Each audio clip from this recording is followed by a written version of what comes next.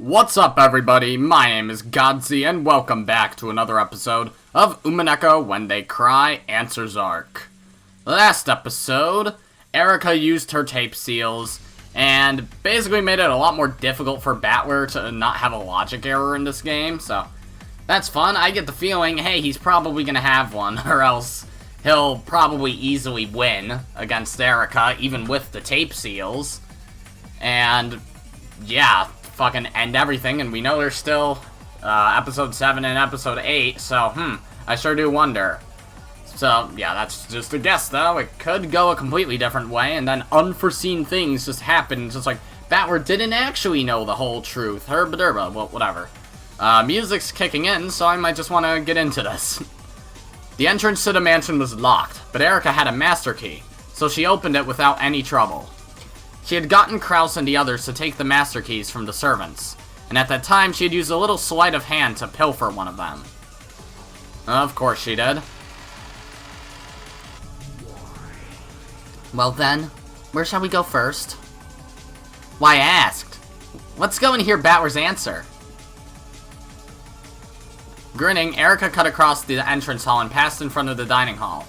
Deeper, deeper. She headed for the guest room Battler had lain dead in. Battler could put off deciding whether the seals would remain whole or not until the moment right before Erika witnessed them. However, once she did witness them, the Game Master would have to show what had happened to them.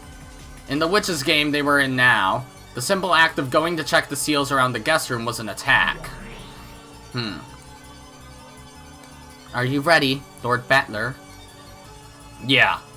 Or as you'd say it, come, step forward. Good. Then show us your response.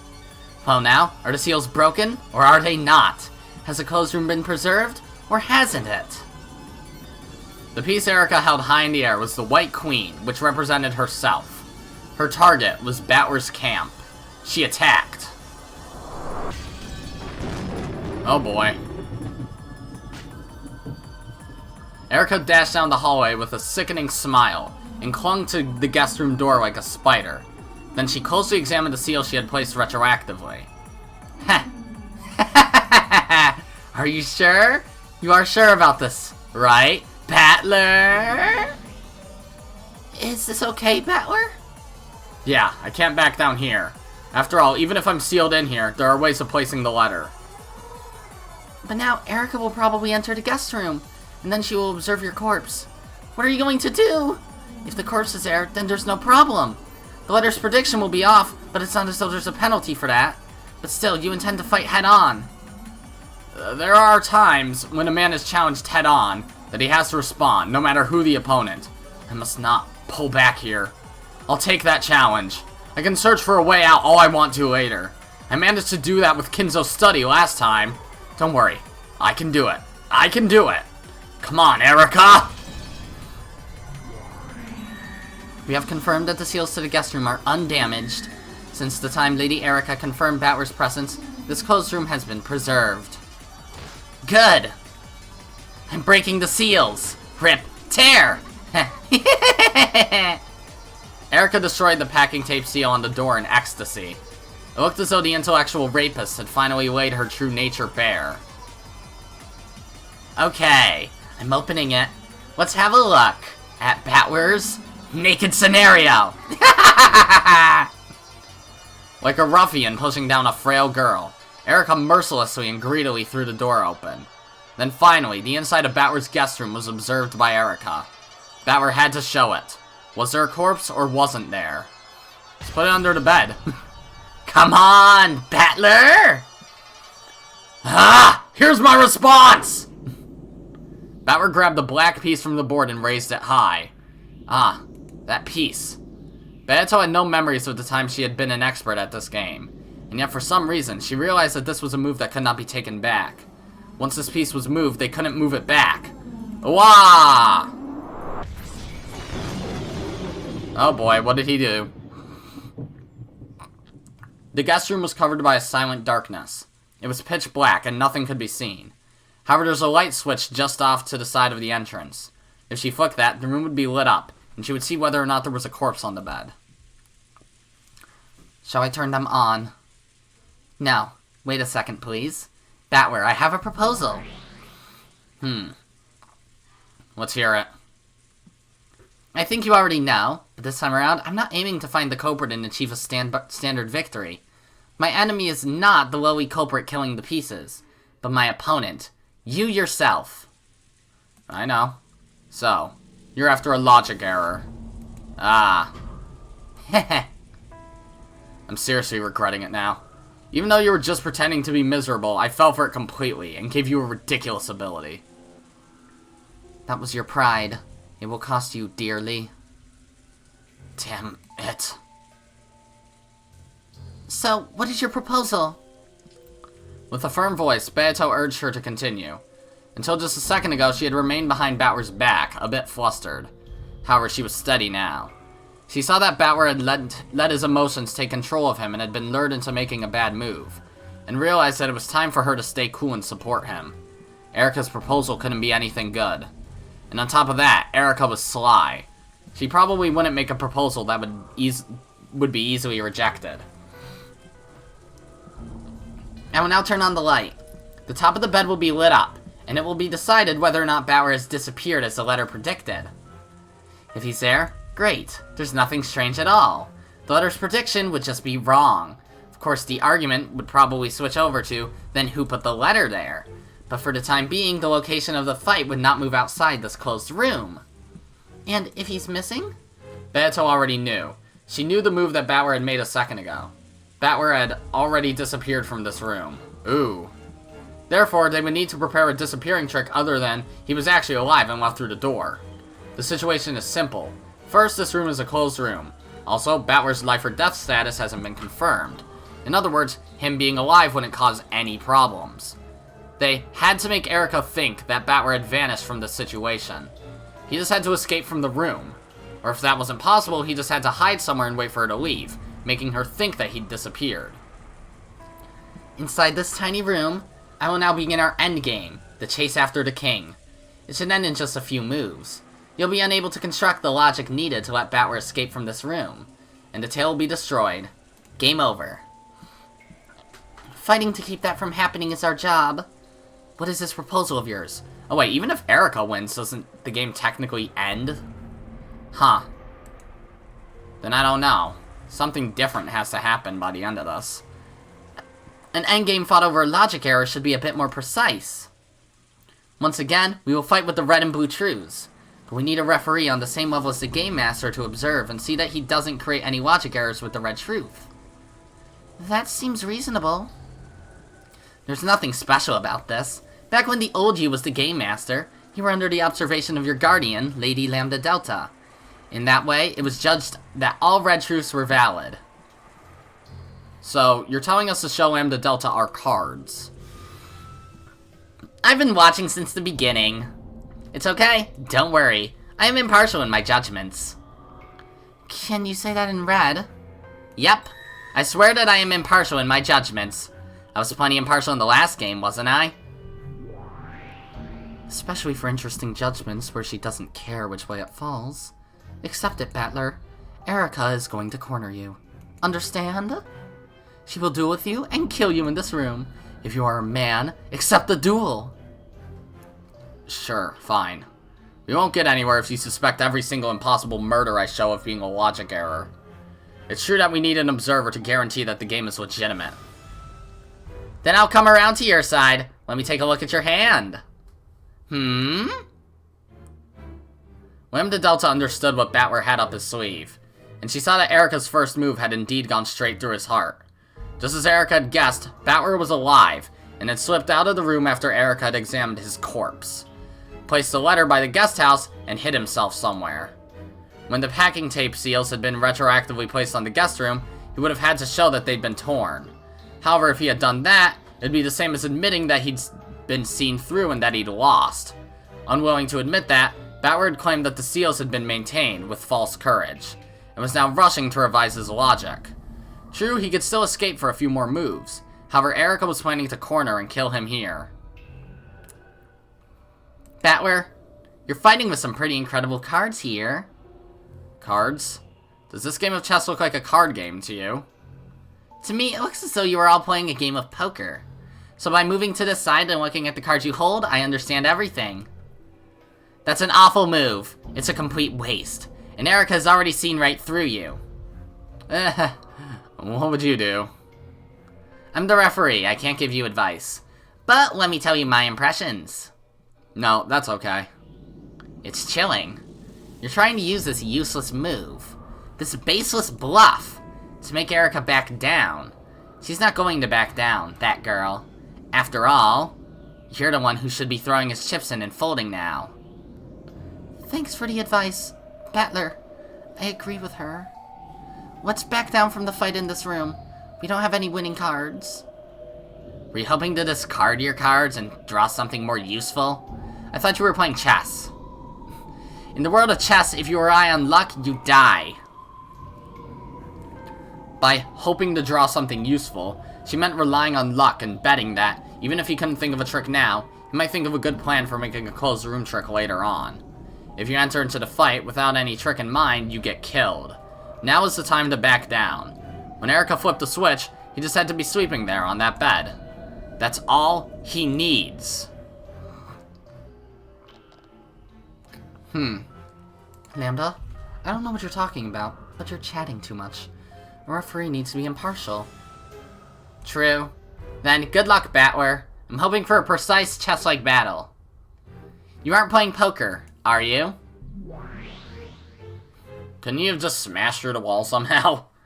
Is that a possibility, just breaking through the wall and then somehow putting it back in place using proper tools or something? Or is that too fucking convoluted? It's probably just a stupid idea in the first place. Are you ready, Battler? Yeah, I am. Turn the lights on whenever you want. For the rest of the fight in this room, the progression of time will be stopped. This way, all the moves for both players will be made at the same time. And the first move made will be treated no differently than the last move. Might be hard to understand, but this rule exists for the purpose of maintaining logic, and to keep you protected as well. From here on out, you can use all the twisted logic you want to rebuild the trick in this room. In other words, it's possible that you might think of a good idea partway through the fight. Normally, it's unfair to revise your plot partway through. In order for that to be acceptable, you need a world stopped in time, where everything happens at once, and where logic that you think of afterwards can counter your opponent's earlier moves. Of course, Erika can take advantage of this rule as well. If you revise your trick to be a new one, she can deal with that in a different way.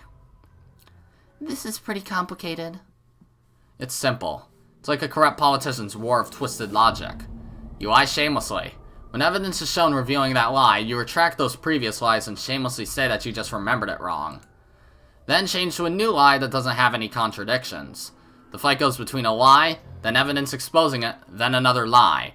Like a fight between two snakes spinning around trying to eat each other's tails. Isn't this pretty easily explainable though, this closed room? Like, without breaking through the wall and fixing it perfectly, which is stupid. Like, Erika's perspective just doesn't have to be objective. If it ain't objective, then the tape seals could be broken, and the letter could have never existed.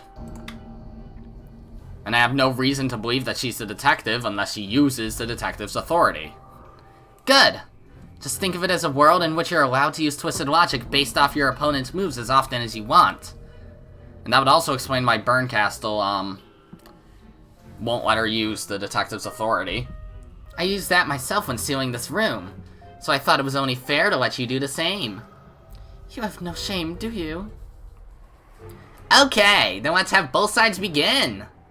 Will Erika take the first move? Will she start by checking the bed? By checking to see what he's bet? Yeah, let's start by checking to see if Battler's on the bed. Erika, begin. Leave it to me, my master. Light on!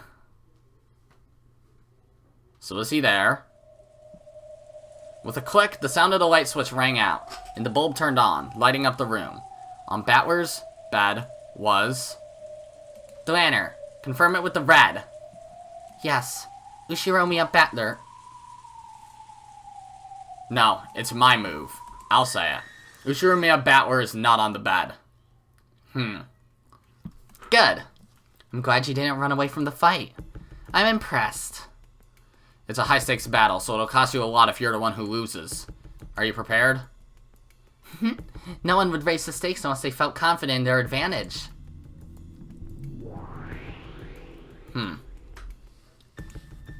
Oh, but wait, Red Truth. Duaner said the seals are there. Battler said Battler isn't there. Huh. Well, on the bet at least. Duaner, keep a record. As you wish. At Duaner's nod, Cornelia, who was hanging back, started taking a record. She wrote down that Battler's corpse, which should have been on the bed, was not. And also that Battler hadn't backed down from this closed room game. As previously announced, Battler's first move is to have the corpse vanish. Now it's Erika's turn. Go ahead. I present the possibility that Ushiromiya Battler's alive and hiding somewhere in this room. I proclaim this with the blue truth. Invalid. If you want to use the blue truth, give me a specific location. Pfft. In the last game, Bayato did that in Kinzo's study. And Duaner made Swiss cheese of her, right? Are you trying to take revenge for that? Now they're appearing in this room without the fucking, like, rose shrubbery thing in the border.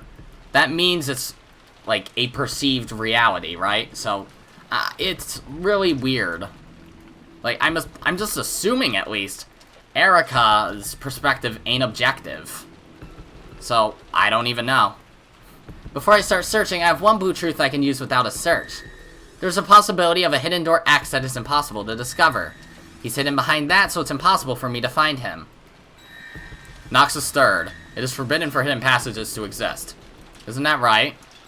No hidden places that are impossible for Erika to find exist inside the guest room. Noxus stirred. Valid. Good. Then let's get started with the search. Erika slowly began to walk around the room. Until the endgame had started, Erika had been energetic, jumping about impatiently like a hungry dog. However, now that it had actually begun, this was a stifling battle of wits, where each breath made her tense. Even the quietest sound of the rain was distracting. Now that I've searched the room, let's confirm its layout. The guest room is divided into two rooms, the bedroom and the bathroom. Lady Erika has currently searched the entire bedroom section. There is only one exception. I'll leave that one place be for the time being. So, were there any irregularities discovered in the bedroom? There were none. Except for one location, there is no one to be seen in the bedroom. What's this except for one location business? Say it without being annoying. There's a reason a face-down card remains face down. I'll turn it over if it's needed, so look forward to it. Interesting. After thoroughly checking the bedroom, Erika headed for the bathroom door. Since he wasn't in the bedroom, it was natural to think that he was in the bathroom. And since the guest room was made up of two rooms, if Battler wasn't in the bathroom either, it would mean that he had managed to vanish from the closed room. Except for that single location that Erika had intentionally left unchecked, which is probably the closet. I'm checking the bathroom. Lady Erika, the sound of water can be heard from inside. Also, there was a faint heat. Oh? Don't tell me he's taking a shower. Is it locked or something? No, it isn't locked. Go ahead and open it. Then if you'll allow me. Slowly, Erika put her hand on the doorknob on the bathroom door. She tried to push it open, but felt a strange resistance. Of course, it wasn't the resistance of the lock. It felt as though it had an unnatural load on it. Huh. Out from the slightly open crack poured the hot air from the shower. However, it was unlocked, so there probably wasn't anyone taking a shower. After letting a dumbfounded expression rise to her face, Erika slammed into the door with her whole body, knocking it open. Yeah? What? As soon as she opened the door, a hot blast poured out on her. Erika froze, unable to understand what had happened. After falling backwards on her butt, she realized that boiling hot shower water was spewing out at her, and hard. Oh, the shower was keeping the door shut? That's kinda weird. Like, he turned up the pressure on it somehow? What is this? What a crazy prank! Cursing, Erika wrapped the blanket from the bed around herself and tried to enter the bathroom once more.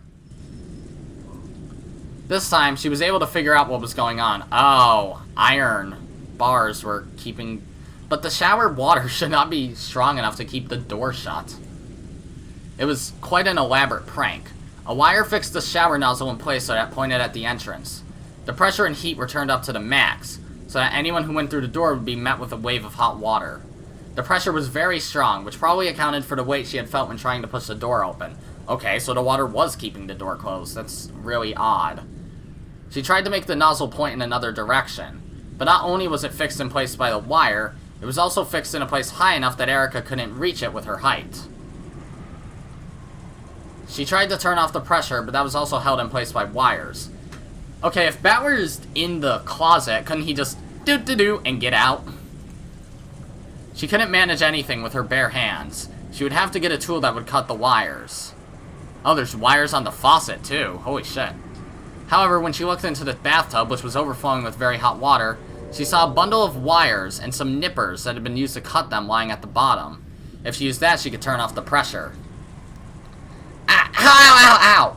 Damn you! The blanket she had used to protect herself from the shower was getting more and more drenched with boiling hot water. At this rate, she'd get burns even through the blanket. She needed to turn the water off quickly. But then how does Battler actually make this elaborate bathroom trick? Okay, I'm guessing even if Erika's perspective is objective, someone other than Battler could have placed the letter, like, assuming it's all a prank, like, this is all just a game for Erika. Eva, Rosa, Natsuhi, Kyrie, or Maria put the letter at the guest house, addressed to Erika.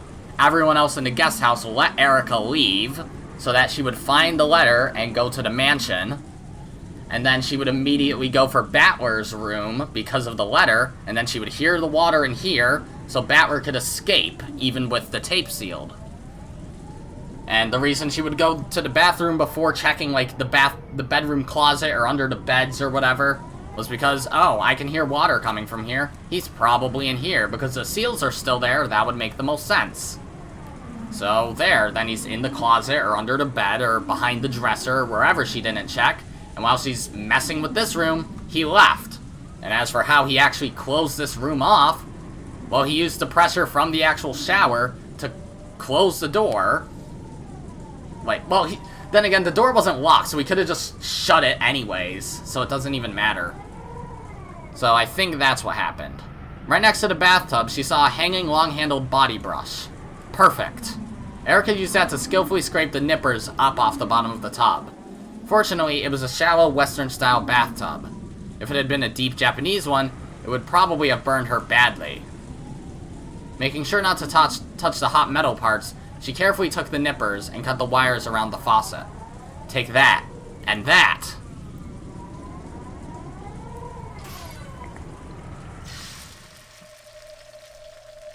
Okay.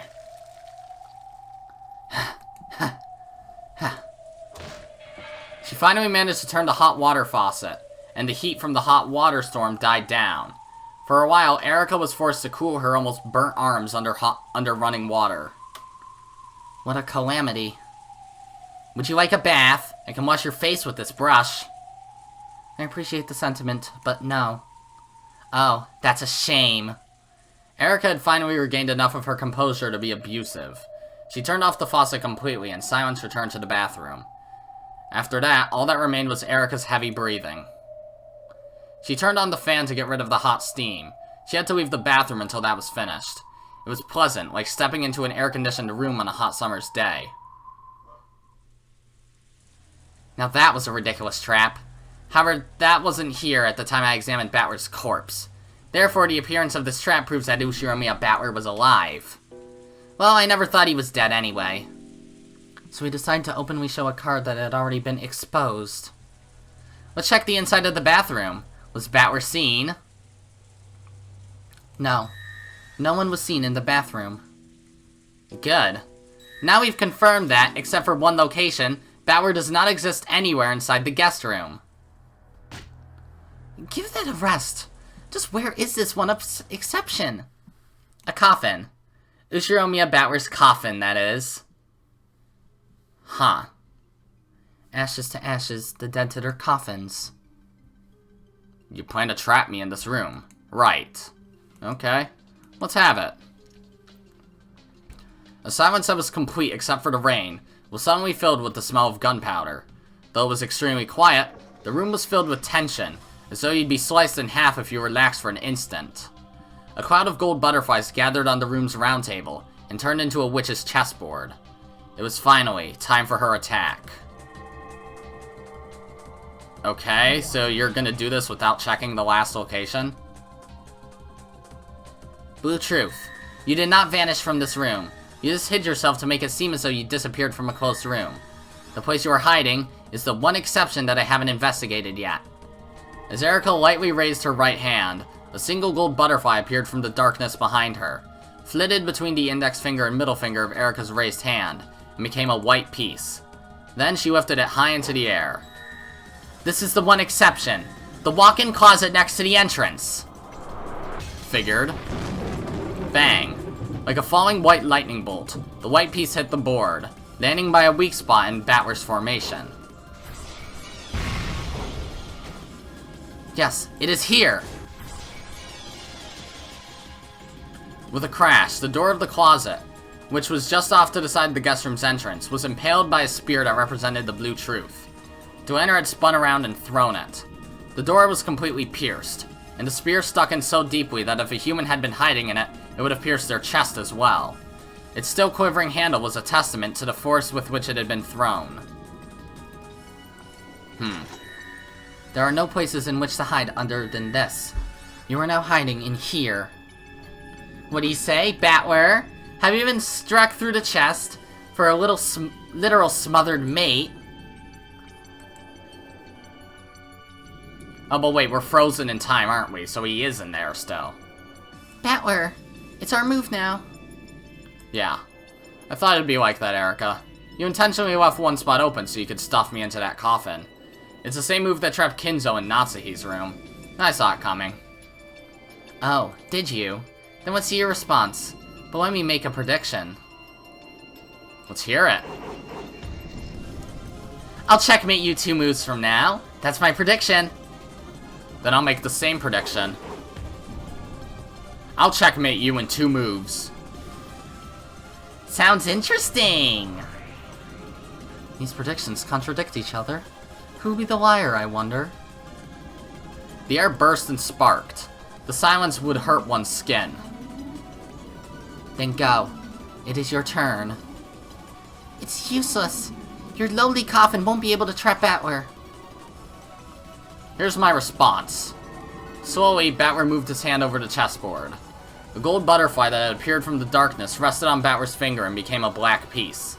That black piece was the king, which represented Battler. This is my response to your Battler is hiding in the closet. Take this. Ushiromiya Battler does not exist within the guest room. There are no exceptions, including the closet. Okay.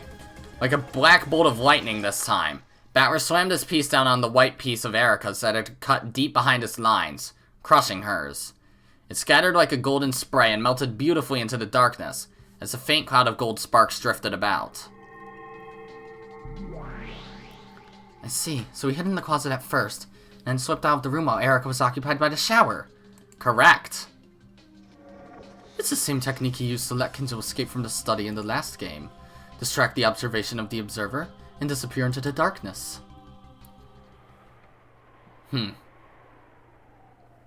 Good.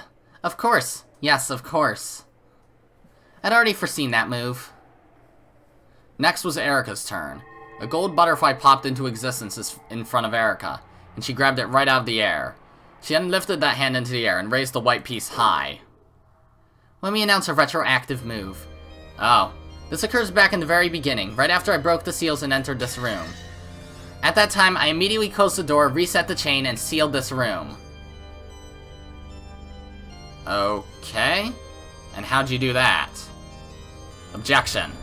Go to sever the chain back when the crime was first discovered. Since the chain lock is not functioning, it is impossible to use it to create a seal. Objection overruled. Erika repaired the chain lock. See? You can't do that. Impossible. How could she have repaired a brass chain? It was possible. Have you forgotten, Beato? The packing tape seals. Erika used that packing tape to join the 2 cut ends of the chain together, sealing them. Oh, that counts? Okay. In other words, the chain was repaired by the packing tape, and this room once again became a closed room locked from the inside.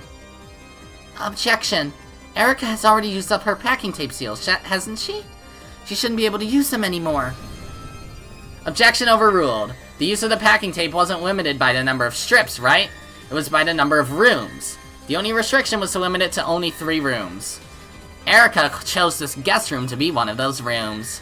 So Erika has the right to seal as many places as many times as she wants within this room.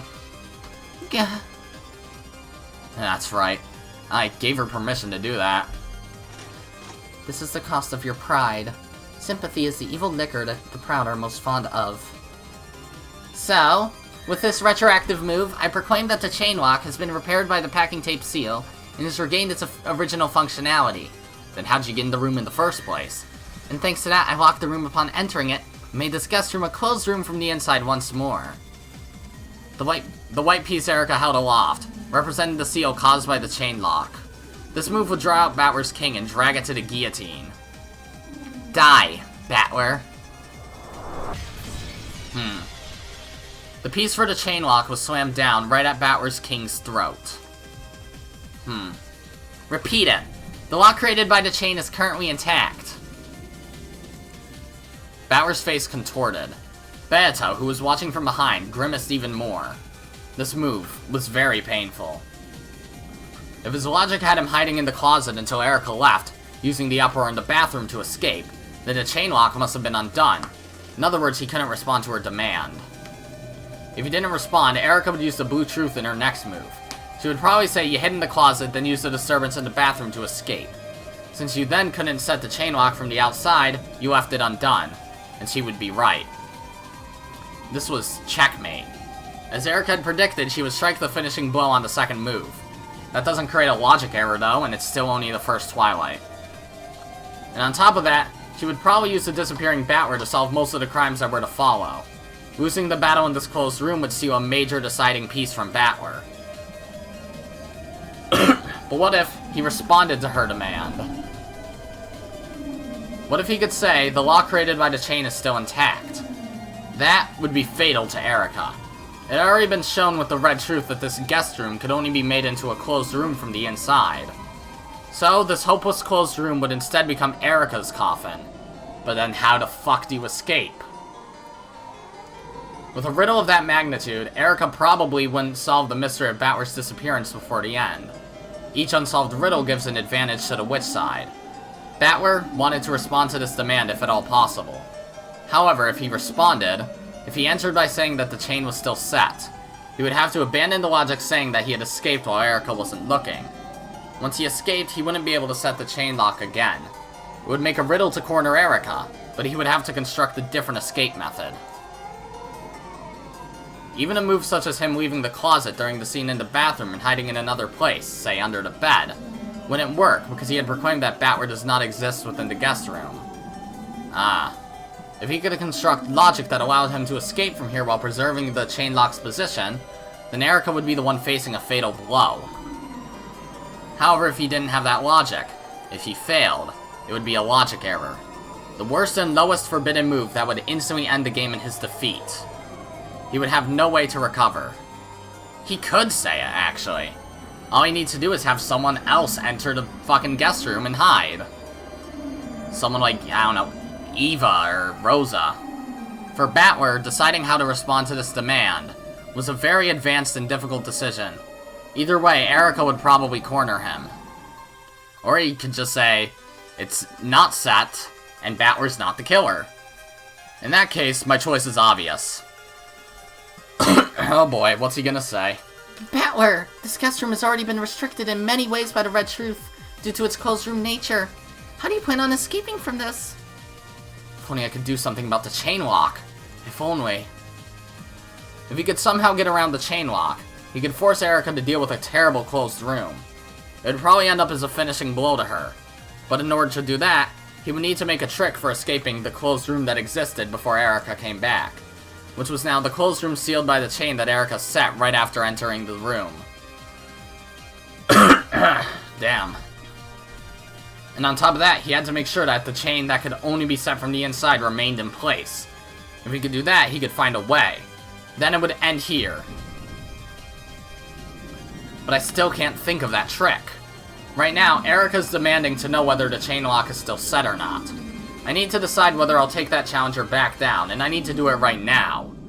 If I can find a certain win trick, then this is the end. But if I don't have that trick, I should just acknowledge that I slipped out of the closet, undid the chain, and escaped, backing out of the fight. Damn, I don't know what's up with my throat. If I say the chain was set without a trick up my sleeve, then it's impossible for me to escape. In other words, it's a logic error. Even if we lose the fight in this room, there'll still be chances left to us. We've still only started the second day, haven't we? We have plenty of time to reconstruct an impossible murder. God damn it. No, that's no good. If I acknowledge that I've escaped from this room now, it's the same as acknowledging that I'm the culprit. If I back down from the fight in this room, it's the same as accepting my defeat in this game. Battler's point was a valid one. Since all of the other humans were still locked in the guest house, then if Battler alone was alive and free to move, Erika would probably base her explanation for all of the following impossible crimes on the blue truth that Battler was the perpetrator. If they wanted to forcefully turn that around, they would have to rewrite their tricks and logic so that someone other than Battler would be set up as the perpetrator. If they fixed up one flaw, it would give rise to new flaws, which might eventually pile up and kill Battler. Even running away would mean tightening the noose around his own throat. The first truth, that Battler is the culprit, has already been hit upon, and yet I have to struggle desperately to get out of this. I need to. I'm on the edge of glory. I've definitely been cornered in a dangerous spot. However, if I can just change my position, everything might turn around at once. If I can just make this chain my weapon, I can kill Erika. Wait, are you actually going to respond to her demand? Is there any way to escape without undoing the chain lock? There isn't. If you respond, you lose instantly from the logic error at the end. It's clear which choice we ought to make. Yeah, it's clear. No matter what move we choose, it'll turn for the worse just as Erika wants. It's horrible either way. I'd like to choose the move that has the biggest reward if we win. You're going to call, even though you have no logic for escaping and no trump cards? You think you can accept her demand and win? My cards might be useless. However, with just one more card, they might become a straight, a flush, or even a royal flush. If hell waits for me after both options, I'll take the one that'll finish her off if I win. That's an insane move. Sometimes, madmen leap into the path of death, and so miracles occur. It's impossible! How could you escape this closed room without removing the chain? There's only one difference between heroes and madmen. It's whether they win or lose. I'll be looking forward to your big victory. If I can finish things with this move, then as I predicted, I can kill Erika on my second move. I still can't think of a trick for escaping this closed room. However, there has to be something. There has to. Someone else comes in. Once I think of that, I can make a magic illusion of me changing into a butterfly and slipping out of the crack in the door like smoke. If I have even a drop of that mad magician's blood in my veins, please let that honor give me just a fragment of a miracle right now.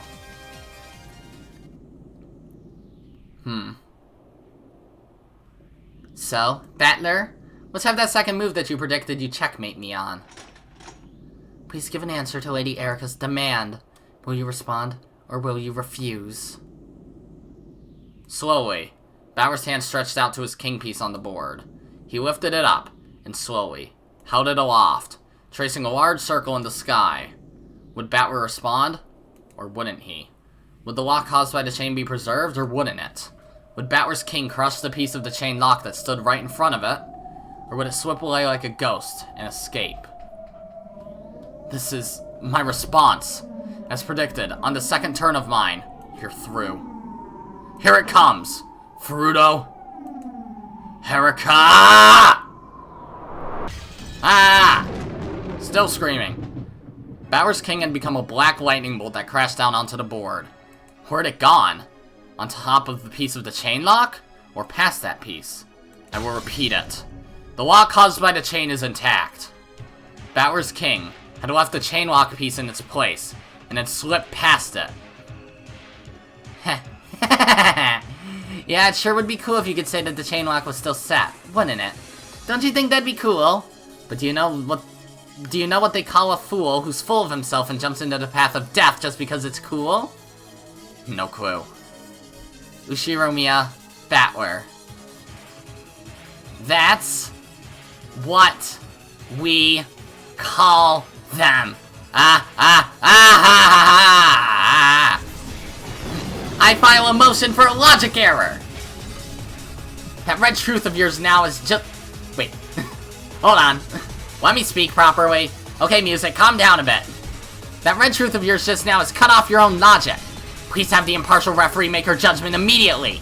Great Lady Lambda Delta! Motion received. Lambda Delta, does this make logical sense? Your inspection, please. Motion received.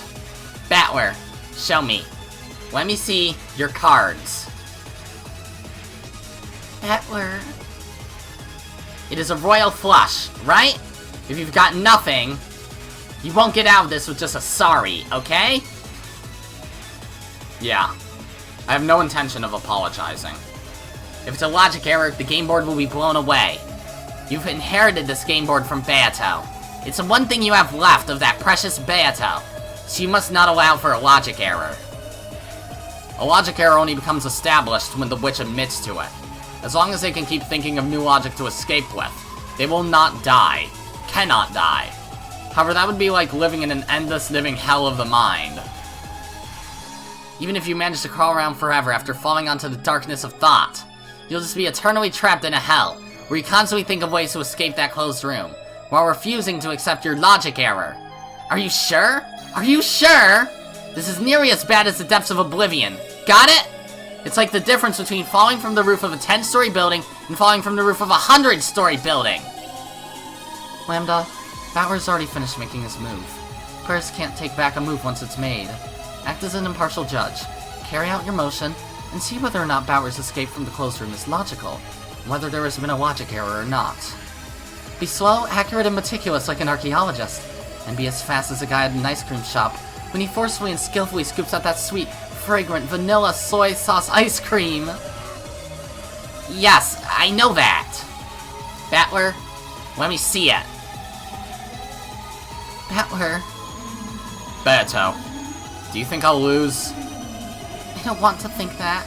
After fighting with the old me many times, you finally reached the miracle that I so wanted you to find. So, I'd like to believe that you'll win through a miracle once again. This woman called Beatrice, the whole time, she fought on the same border between reason and madness. She fought with a mixture of sadness, anger, and several other emotions for me that can't be described with words. In the very last game, at the very last moment, she managed to seize victory. That might have been the purpose of the card Beato had been gripping as she fell.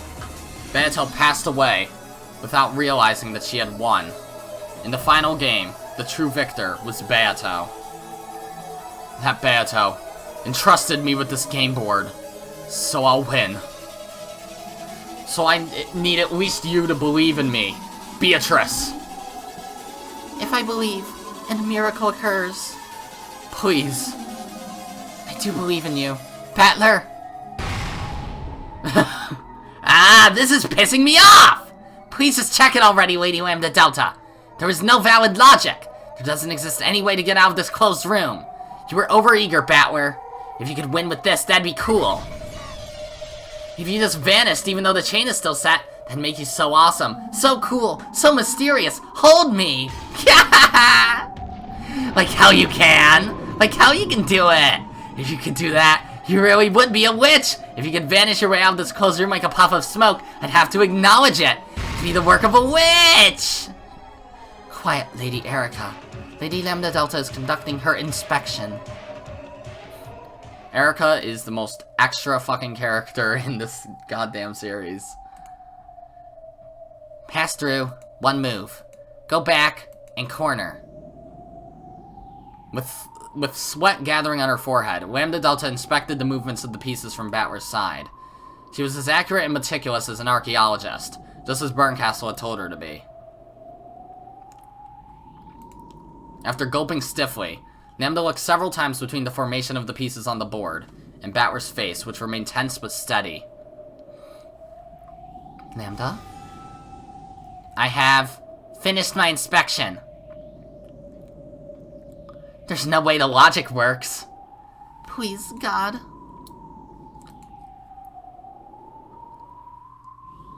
Erika. What? I'm so sorry. Which way am I supposed to take that? It was fun. Now this is the end. I told you, which way am I supposed to take that? Silence! I have finished inspecting Battler's move. My decision is that... Oh boy. It is technically possible, right? It's valid. Yes! I knew it! Valid? You're lying. I judge it to be valid. He's presented logic that doesn't violate any of the red truths, and I finished checking it. The move by the player on the witch side, along with that final red truth he repeated, are valid. Battler, for the first time, I've got to say I think you're incredible. See? In your game, a miracle will always occur if you believe. Battler, I'm sorry. If only I'd believed more strongly, he wouldn't have been cornered like this. Ah! Wah! Beato flew onto Battler's chest, sobbing. Erika staggered backwards, shaking her head back and forth dizzily. And Burncastle? Her face was like an expressionless mask. Then, slowly, it became a smile. And for some reason, it seemed to be the sign of some horrible emotion. Well, done. To think that you escaped the room without removing the chain. Simply splendid. With her small hands, Delanner slowly started to applaud quietly. She was followed by Gertrude, and then Cornelia, and then by Beato and Lambda Delta too.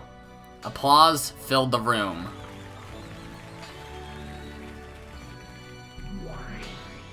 But then explain that fucking marriage thing at the beginning. Huh. Maybe he makes another one later down the line. Battler, how did you... I see. He has a move that cannot be seen by one whose thoughts are trapped within the closed room. Impossible. Impossible. Eek! As Lambda Delta watched Erika, who was breathing hard, shocked and dizzy with the despair she couldn't accept, she had to take her hat off to the swiftness of Battler's heart and intellect, and to the power of this miracle. Incredible, Ushiromiya Battler. It's my complete loss for thinking that your power and Beato's would cancel each other out and bring an eternal draw. And Byrne, who thought everything would move according to her plan, even though she already knew your true strength, has also suffered a complete loss. Byrne is the witch who waits for miracles. You are the witch who summons miracles. You are not Byrne's piece. Just now, without a doubt, you have surpassed Byrne. You really did. In this one moment, think up a trick by which to escape from this closed room. As Erika had predicted, Battler had been hiding in the closet. Then during the disturbance in the bathroom, he had snuck out of the door. Erika had guessed this much. That's why they retroactively set the chain lock and sealed it to prevent Battler from doing this very thing. The chain lock cannot be reset from the outside, so it should have been impossible to escape from the closed room. However, Battler didn't let his thinking get trapped inside this closed room, and so he broke through. Doesn't matter who, but let's explain it with his mother, Kyrie's piece. Just like Battler, the life or death status of the rest of the first Twilight victims has not been specified by the Red Truth. In other words, just like Battler, the others, and Kyrie specifically, can still move. And their closed rooms were not sealed, so they can go out as they please. Kyrie had come to save him. Even the people in the guest house could have left though, they could have just opened the fucking door and oops, tape. Kyrie followed behind Erika and waited in the hallway while the latter entered the guest room and sealed the door from the inside.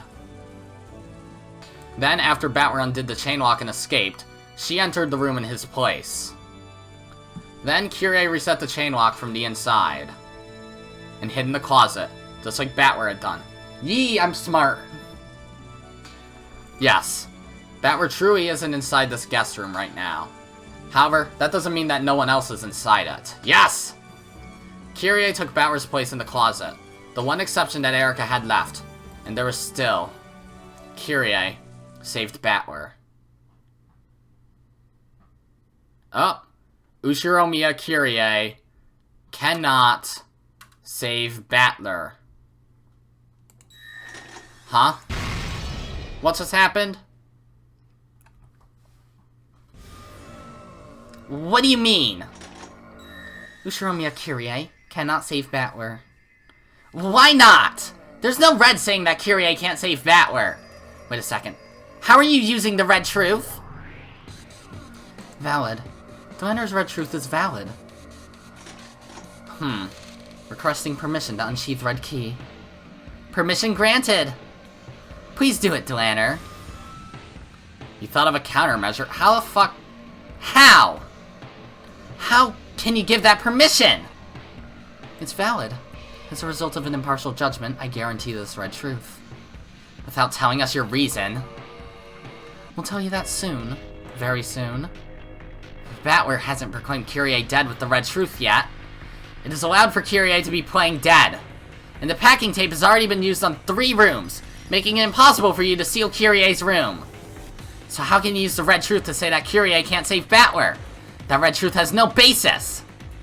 We'll tell you its basis soon. But more importantly, Lambda? The logic with Kyrie has ceased to function. You should probably find another piece to switch places with Battler, don't you think? Yes. There are still pieces that can save Battler. Reconstruct the logic. All we need is someone who can switch places with Battler. It doesn't have to be Kyrie. Then let's switch it to Natsuhi. Ushiromiya and Natsuhi switch pieces with Battler. Places. Dwayner, do it. As you wish. Dwayner's red longsword smashed Natsuhi's piece into little bits. How? How can Erika deny this logic without the detective's authority? Ushiromiya and Natsuhi cannot save Battler. Then Eva! Ushiromiya Eva! Wait, no. Ushiromiya Eva cannot save Battler. Then Rosa! Maria! Useless. Rosa and Maria cannot save him either. Death, death, death! Death, death, death, death, death, death! Die the death! Sentenced to death! The great equalizer is death! Achievement unlocked all of them. Okay, what the fuck? What the hell's the reasoning? Did you somehow seal their rooms too? Like you put a chair in front of the fucking doorknob? Like even if you can't use packing tape, I suppose you could just block the doors from being opened. But using what? I mean, the parlor doors, you could probably put something like a lamp from elsewhere in the room in, or a fucking hat stand or something, or a candelabra. Objection!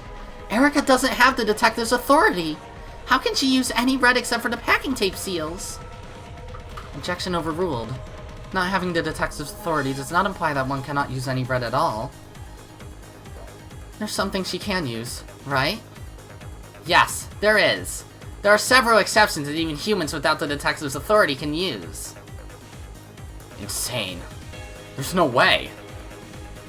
Yes, there is none. However, there is a certain action permissible only to humans without the detective's authority, and it become a truth of such overwhelming credibility that witches can easily raise it to the level of red truth. Blocking the door.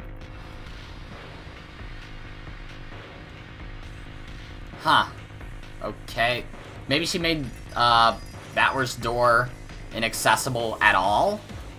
Like she blocked it from the outside so it can't even be opened? A certain action permissible only to humans who aren't the detective? Wait, only the detective? Then nothing Erika did. Oh, but Erika isn't the detective. Heard her. You don't mean... Erika, you... I've got it. Yes, if I'm right, this red truth is valid. I don't understand. Was there some power that can only be used without the detective's authority?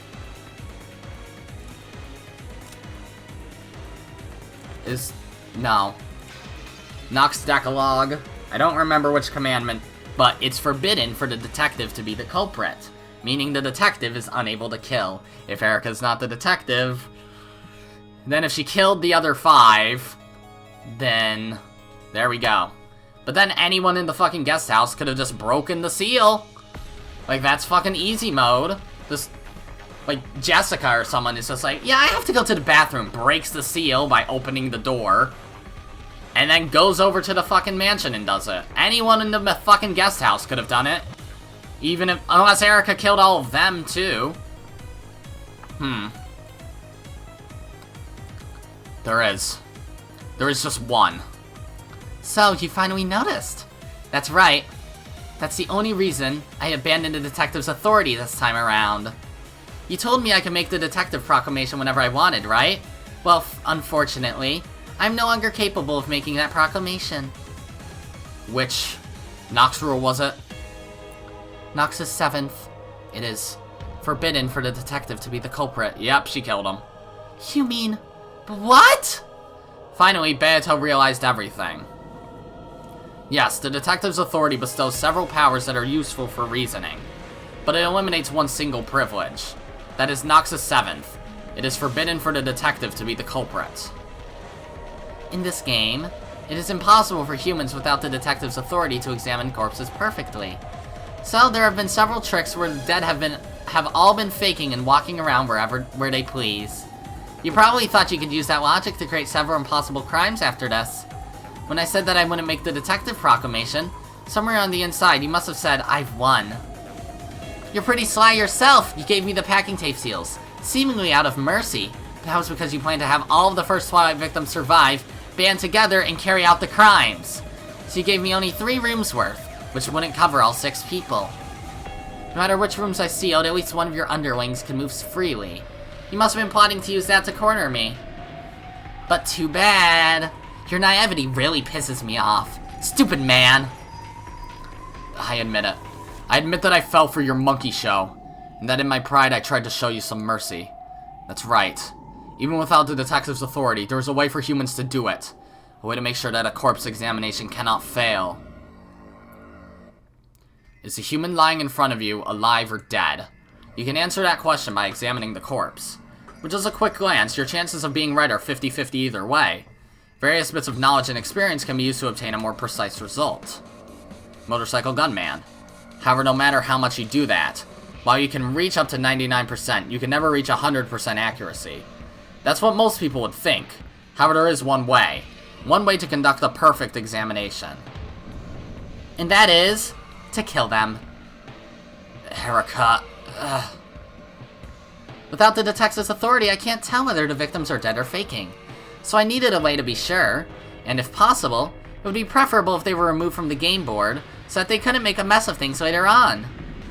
So I dashed through the chaos-filled mansion, visited all the crime scenes, and I re-killed all of them. Yep, oh my god. Her corpse was found in a room. Her neck was completely severed by a blade. Oh, great.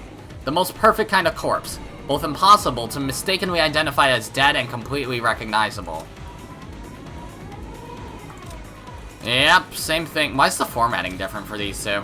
Alright, found the VIP room, found in Krause's study, same thing. Parlor, same thing. Parlor, same thing. Why is Natsuhi's formatted wrong compared to the others? And then Battler is just that still. Well, that's fun. You fucking beheaded all of them. Great job or whatever, Erika. Sorry for the cut. I had to turn on my fan and put it next to me because, yeah, this chapter's taking a minute and it's summer-ish, so I can't have my air conditioner on or else I'll have terrible sound quality, but then at the same time I'll burn to a crisp. Fun, but okay, whatever. I think I already said that line, but I'll say it again. What on earth? Of course, she couldn't just kill them however she liked. It had to be a perfect way of killing, good enough that their deaths could be determined with the red truth. Erika made sure of that, And that's decapitation. the manner in which they were each killed differed, but afterwards, she completely severed the heads of all those she killed. That method of killing is solid enough to be called a red truth, right? Lambda? Valid. No human could survive after having their head sliced off. Could you have severed all of those heads without getting any blood on you? For example, you could take a large trash bag from the kitchen and grab the knife through it. Then if you covered the entire corpse with the trash bag as you did your work, you'd block nearly all of the blood spatter. I used enough knives and bags for several people, then left them there at the crime scene. Of course, I didn't humiliate myself by walking around with them, leaving blood in the hallways and dirtying my clothes. I should probably be reading this in her voice. There will probably be trash bags left at the crime scenes with my fingerprints on them. But since this game ends before the police come, that can be used as evidence.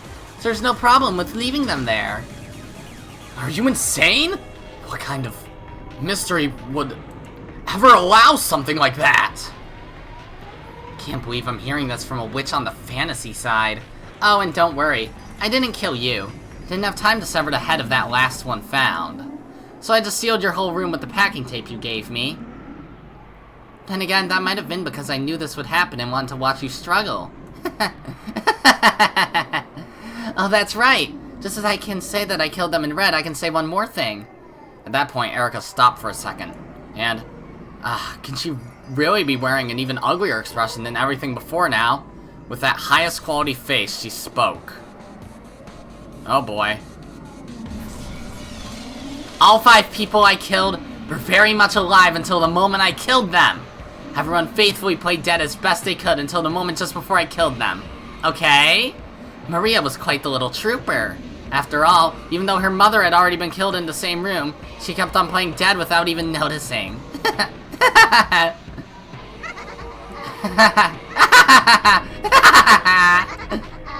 They're demons. Up until now, many witches and demons have appeared in this tale. But for the first time, here are true demons. You bastards! You bastards! This time, Beato understood the entire plot of this tale. This tale was just a story of a prank. Surely someone had thought of playing a slightly harsh trick on this inconsiderate guest, who had to show off her intelligence and act the part of a great detective. And several people had agreed to go along with it. Then the ones who would play the victims would go into their assigned rooms, set the chain in the lock from the inside, and play dead to create a fake closed room murder. If you think about it that way, the rooms chosen for the corpses seem to make more sense. It was only natural for Natsuhi to die in her own room. If you're going to play dead, it's only natural that you'd want to lie down on your own bed.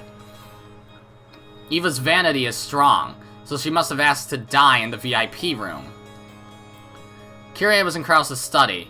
That was probably well air-conditioned and comfortable.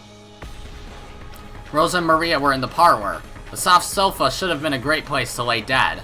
Maria had done her best and had impressively acted the part of lying dead alongside the wall. Battler was in a guest room. The temperature here was also nice. The bed must have also been fairly pleasant. Yes, the victims for this first Twilight all died in comfortable rooms. In the past games, the corpses had often been found exposed in the courtyard or under the rose garden arbor, in the cold gardening shed, or in the boiler room. This time there were no victims in any such unhospitable environments. This is probably the truth. This is a story of a prank with no one dead from the beginning. And then, this demon turned it into a real murder case. You do have the right to speak ill of Lady Erika. However, right now you also have the obligation of showing a new logic that doesn't lead to any contradictions. Ashes to ashes, dust to dust, corpses to corpses. Hey Battler, let's continue the game! Please present a different human to switch places with you. If you don't, your trick will become a logic error. There's now no one who can come to the rescue. Erika's killed all of them. Damn it! Damn it! Damn it! Damn it! Battler, please, calm yourself. Now's the time to hold back your tears and fight. Even if you lost 5 pieces who can save you, there's still the 11 people in the guest house. You're right. Krause, Hideyoshi, Rudolph, George, Jessica, Shannon, Cannon, Genji, Goda, Kumasawa, Nanjo. It doesn't matter who, as long as someone comes here. Somebody help! Oh, oh, fuck. I see. So yeah, the whole thing with, don't auto-scroll, please. It is auto-scrolling. But it's no use! Please look at this! Gertrude! Cornelia! So yeah, the room where the person who was in it couldn't escape and get to their family unless they set the chain and somehow got out of the room. Like, they could only leave the room with the chain set. That was a metaphor for this. So that Battler screaming there for somebody to help him, that... Yeah, okay, I see. Foreshadowing this the whole time. Interesting. Now at least I understand the purpose of that scene. Let it be known that we are here and ready. I'll just do a combination of their voices. What the fuck? Are you drunk? Battler! Please look at this! What are these? Erika, who is now so excited that her pronunciation was tumbling all over the place, pointed at two doors. It was a hallway on the second floor of the guest house. They were in front of the cousin room and the next room over. Look, here! There's something attached to the door! What is it? What is it? Hey, what is it? Gertrude! No, that is the packing tape seal of the cousin room. Oh yeah! Very good! One more! Jesus Christ. What about this door? Know that it is the packing tape seal of the next room over. Oh, very good! Oh my fucking god. Okay, you two. Why don't you show everyone watching at home on their TVs? Please have a look at the packing tape seals on both doors. So what do you think of them? Are they broken or aren't they? Please let us have the red truth. Please, allow me to speak. Know that neither is broken. Know that an unbroken seal proves that there are still none who have entered or exited. It needs no second telling, but know that entry or exit without breaking the seal is impossible. Good. Battler, it is as you see. There no longer exists anyone who can save you. The victims of the first Twilight have all been killed, and the guest house is still sealed. No one can come to the rescue. Erika had guessed that this moment might come so long ago, and that was why she had made the strategic move of suddenly sealing those two rooms. This answered the doubts Cornelia had felt at the time. Wondering why the human side player wouldn't want as many free humans as possible was a natural, simple reaction to that move. However, if you've sealed up all humans, there would be no room for magic to intervene. Why is magic magic? Because the people who see it say that it's magic. Then, is it possible for magic to exist in a place with no people? Does the lack of anti-magic toxin mean that there's no problem? Wrong. Magic in a place that isn't being witnessed is no different from a delusion, a daydream. Magic that matches the result must be carried out by human hands. If all humans are sealed off, then magic cannot be created. This was Erika's strategy for this game, and her beautiful checkmate.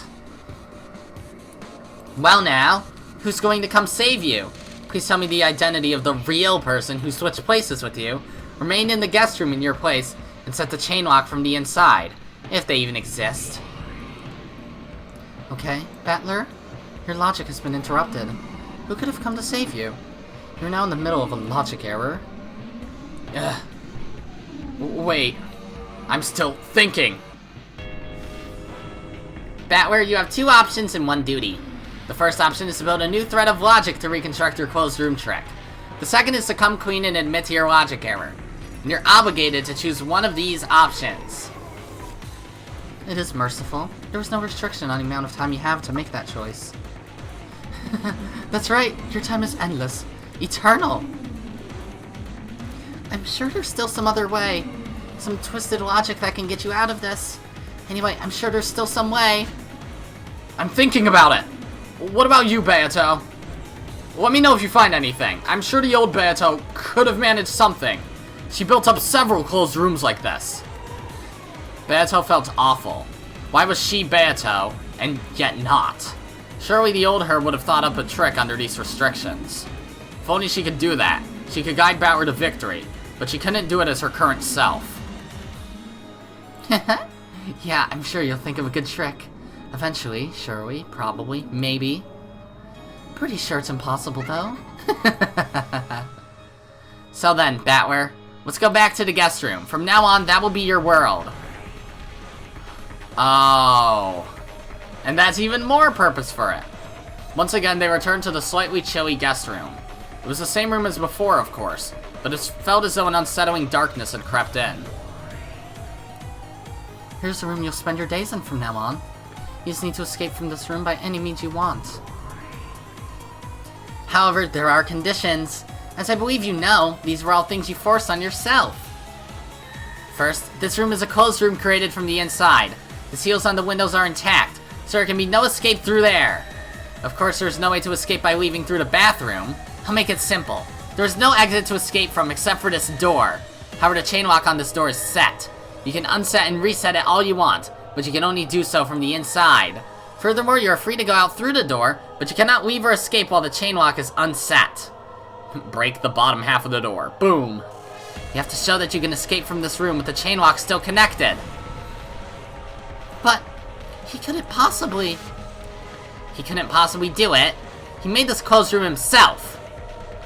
We've arranged for just one exit other than the door. That one's in the bathroom. My merciful master has given you a last way out, if you fail to think of any trick to escape. Please listen up. Berncastle guided Battler to the bathroom. It was just a normal bathroom. The setup that had surprised Erika to buy time was no longer working.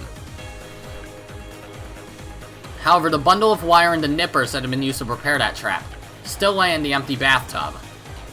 Are you saying that I can use these to escape? Yes, please feel free. It's a present. However, no matter what you use, you can't lock the room from the outside, and you can't fool the seals either, okay? These tools aren't here to help you pull some trick with the chain lock. They're here to let you escape from this room in a more direct way. How am I supposed to use these? Not bad, Bern. I see that your mind's as grotesque as ever. There's an exit that leads directly outside from this bathroom. Can you find it? You don't mean... Did you figure it out, Bato? Please, tell me! That's... impossible! Please, where is it? Tell me! We can't let the game end like this! There. Huh? Where? Under the bathtub? Can't you see it? There's a round hole that leads straight out of this room. It's a bit small, though. You people. You people!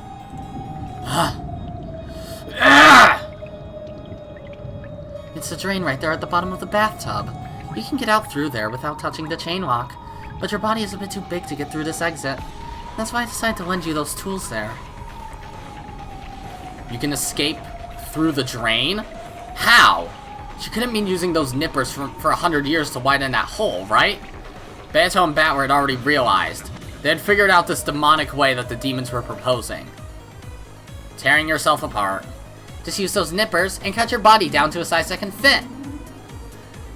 Crunch, crunch. Might as well sit back in the tub after a hot shower. As you start from your feet going up, chip then wash, chip then wash. Just keep doing that and, oh, what do you know? You've suddenly managed to escape from the closed room. Oh, what do you know is right, my master. It looks like both siblings are gonna end up the same way. My toes hurt now. But Bern, at that rate, just the hand holding the nippers will be left. That's why we have the wire. Beforehand, Battler will have to wrap the wire around his wrist and stretch the other end out into the corridor through the crack in the door.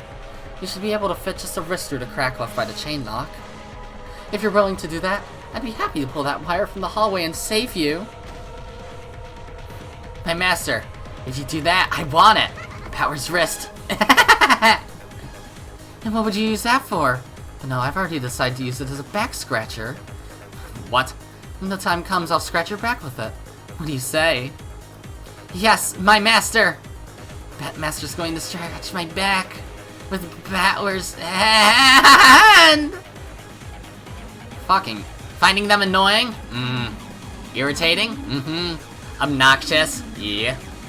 Don't worry, it'll get quiet really soon. All noise to disturb your thoughts will now disappear for all eternity until you can escape from this room. That's a relief. I'll be glad of the quiet. Here's some advice from a survivor of hell. Enjoy this noise while you can. Even the annoying insults you hear now will bring you fond memories to preserve your sanity amidst the eternal silence. Do you hate Bern and Erika? Then that's their parting gift to you. As long as you have hatred, you'll be able to avoid giving up. Giving up is a completely different meaning here, okay? Prepare yourself while you can, for the eternity of the hell you'll be in when you've given up, but still cannot escape. Did you just call yourself a survivor? Then, you also... You know, every once in a while, that terror comes back to me. I wonder whether I really have escaped from that hell. What if I actually lost my mind a long time ago, and I'm still in there, just seeing the illusion of us all chatting happily like this? That nightmare still terrifies me. And so I need to constantly feel, truly feel that this isn't a dream. Hey, are you guys really real? You aren't just an insane delusion I'm having inside that hell, right? Right? Right? What is Lambda Delta referring to? There was something in Lambda Delta's pleading expression that sent shivers down the spine. It was probably more terrifying than any threatening words she could have used with the most vile expression on her face. It's time for Battler to realize. A logic error isn't so sympathetic that you can just stick out your tongue, ask for forgiveness, and say you'll be more careful next time. It's never worth risking one by leaving things up to chance, even if you feel that you can't back down at this point in the fight. It's time for him to face reality and learn the true risks and terrors implied by the words, betting one's life on a fight, which must sound so exciting for a man. Battler, get a hold of yourself. I'll think deeply upon it as well. I'll think of a trick to escape this room with all I've got. I will come to save you. Hayato. I'll definitely think of something. Just watch! Well, regretfully, it's time for us to leave. We mustn't get in the way of this job any longer. See you later, Battler. Or, like you'd say it, see you again. Right? Have a nice day. Later, Battler. Good luck. Battler, don't give up. You'll certainly think of a trick. I'll think as well, and I'll come to save you. Beato? Before he could finish saying Beato's name, they had all disappeared. They hadn't disappeared in a golden spray or turned into butterflies and flown away. Just as though there had never been anyone in this room since the beginning. Everyone but him had vanished in an instant. Nothing remained. Not their voices, their presence, their warmth, nor even the faint perfume Beato had worn. The frigid air of the room was wrapped only in the lonely sound of the wind and rain. With that overpowering feeling of isolation, I finally began to realize how horrible a punishment this would be. Damn those bastards. It can't be that hard to get out of a room like this. I mean, rooms are made so that people can go in and out of them, right? If they can't do that, you wouldn't call it a room. How pointless. It's easy to undo the lock and chain from the inside. Damn it, for some reason I've always been clumsy, and undoing chain locks always gives me trouble. Oh, it's off. How pointless. Look, I can already open the door whenever I want. Hey, what's this cold feeling on my neck? What the hell is this? Why is there suddenly this iron collar around my neck that's attached to a chain? Damn it, who would do something like that? When I reset the chain lock, it disappears. When I take it off, it appears. The chain's pretty long, so I can make it pretty far out into the hallway, but it won't let go of the door. Then if I close the door, stand on the outside and stick my hand through the crack, maybe I can figure out how to set the chain. Why have I always been so clumsy? I'm not really clumsy, it's just that me and chain locks don't go well together. Damn it, I hate chain locks. I hate chains. Why won't it work? Why can't I set the chain lock from the outside? Damn it, damn it, damn it! Gah!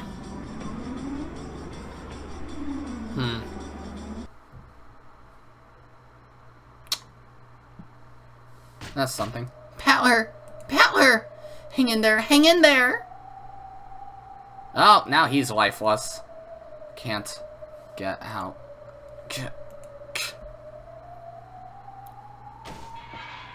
Beto called out to Battler repeatedly, shaking his shoulders hard, but by now Battler's eyes were blank. The words didn't reach him. Burncastle and Erika had already left. The game was officially suspended until Battler could think of a new trick, but it was doubtful that it would be resumed even after 1,000 years, or more. Okay, I'm heading off too. So long, you two. There's no need to say so long. We'll think of a trick right away, and the game will resume. We won't take up your time, so stay here a little longer, please. We've heard those same words from many witches in the past, and I've heard of hardly any who've actually managed to resume their games. As far as I know, the only two are me and Burn. Why would a person who knows about that hell throw another person into it? Just because you're bored? Is that all? Yeah, that's all. It's to escape from boredom, because when we get bored, we remember. We remember that hell. And, you know, by throwing someone else down into that hell, we realize that, oh, we're the ones on the throwing side, and that means we aren't in that hell ourselves. If we don't keep doing that, then the fear of that hell will overwhelm us. If you two manage to get out of it, then he certainly will. I will save him. I can say it with certainty. With certainty? You swear with certainty before me, Lambda Delta, the Witch of Certainty? Yes, with certainty. Very well. I was the guardian for the former you anyway. Though the current you is different, I'll take care of you one last time. I'll give you a parting gift. And what is that? Hope. As long as you hold on to your certainty, your wishes will definitely come true. Are you listening? The old you was the endless witch Beatrice. You used to love detective novels that depicted impossible crimes. And you used those to make the claim that a witch existed, to make many people believe in magic, as one stage on your path to becoming a witch. Detective novels.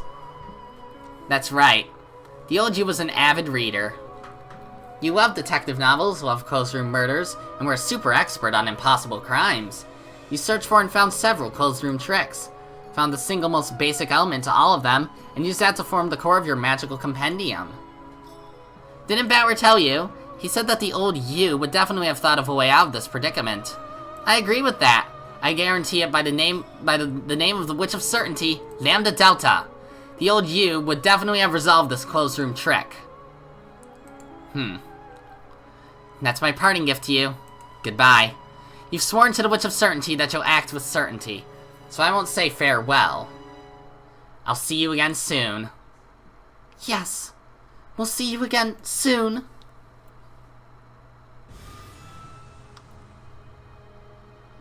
Lambda Delta vanished into thin air.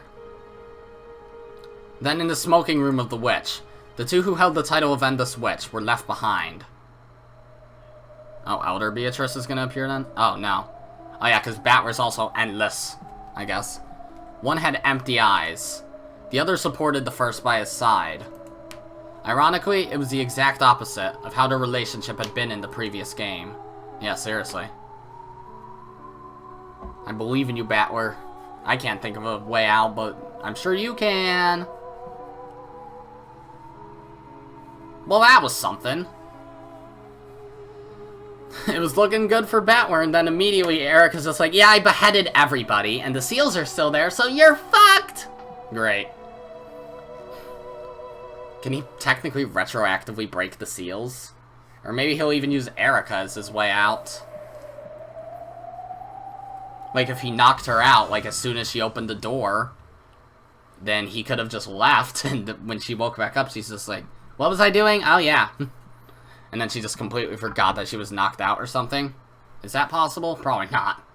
But whatever. That's gonna be it for this episode, guys. If you liked it, be sure to press the like button, and if you didn't like it, then fuck you too. Remember to subscribe, follow me on Twitter, and hit that notification bell to stay up to date on all my videos and stuff. And as always, my name is Godzi, and I will see you all next time. Goodbye!